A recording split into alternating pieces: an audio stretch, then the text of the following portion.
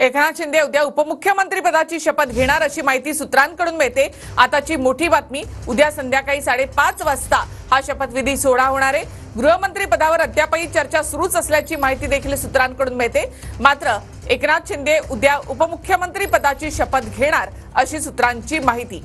अधिक माहितीसाठी जाऊयात आमचे प्रतिनिधी गिरीश गायकवाड यांच्याकडे। गिरीश,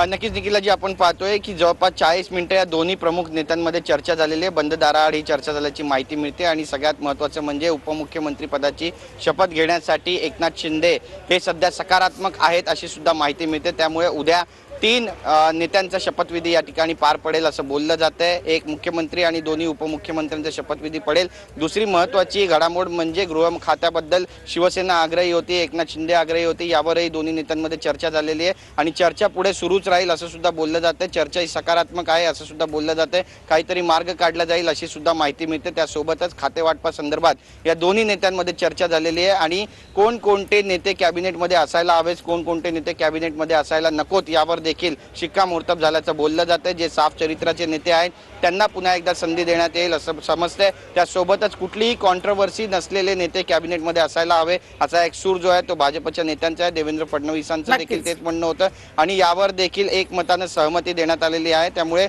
नेमक्या काय काय घडामोडी उद्या घडणार पाहणं महत्त्वाचं ठरेल। धन्यवाद गिरीश। एकूणच माहितीबद्दल उद्या संध्याकाळी 5:30 वाजता हा शपथविधी सोहळा होणार आहे आणि एकनाथ शिंदे उद्या उपमुख्यमंत्री पदाची शपथ घेणार अशी माहिती सूत्रांकडून मिळते।